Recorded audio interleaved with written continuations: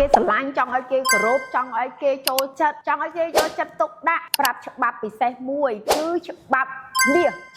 មាសគឺជាច្បាប់នៃការលួចដ៏សំខាន់មួយគេថាបើចង់ឲ្យអតិជនស្រឡាញ់យើងឬក៏ទិញរបស់យើងចូលចិត្តយើងនឹងឯងគឺយើងត្រូវតែប្រព្រឹត្តចំពោះអ្នកដទៃឲ្យដូចអ្វីដែលគេចង់ឲ្យយើងនឹងប្រព្រឹត្តចំពោះគេបានន័យថាចេះគឺជាច្បាប់យល់ចិត្តហ្នឹងបើសិនជាយើងចង់ឲ្យគេស្រឡាញ់យើងគឺយើងត្រូវតែទៅស្រឡាញ់គេមុនចង់ឲ្យគេគោរពយើងគឺយើងទៅគោរពគេមុនចង់ឲ្យគេចូលចិត្តយើងគឺយើងទៅចូលចិត្តគេមុនចង់ឲ្យគេហ្នឹងទំនាក់ទំនងមួយយើងសម្រាប់ខ្លួនជាមួយយើងគឺយើងទៅសម្របគេមុនច្បាប់នេះច្បាប់ពេចនៃទំនាក់ទំនងធំបំផុតហ្នឹងចាប់ផ្ដើមពីយើងមុនចាគឺជាច្បាប់យល់ចិត្តច្បាប់ដែលយើងស្វែងយល់មិនថាចំពោះអតិថិជនឬក៏មិនថាចំពោះមនុស្សទាំងអស់ទេជុំវិញខ្លួនយើងបើយើងចង់បានពីនរណាគឺយើងត្រូវតែផ្ដល់ឲ្យគេមុនទៅស្វែងយល់ពីគេមុនទៅស្រឡាញ់គេមុនដោយរៀបរាប់ខាងលើបើសិនតែអ្នកទាំងអស់គ្នាកំពុងតែធ្វើយ៉ាងម៉េចដើម្បីឲ្យមានភាពតាក់ទាញនៃក្តីស្រឡាញ់នៃការ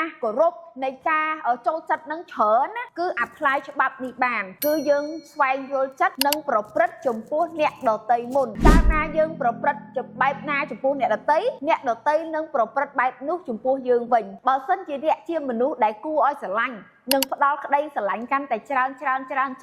មនុស្សជុំវិញខ្លួនយើងក៏ស្រឡាញ់អ្នកកាន់តែច្រើនដូចគ្នាដែរ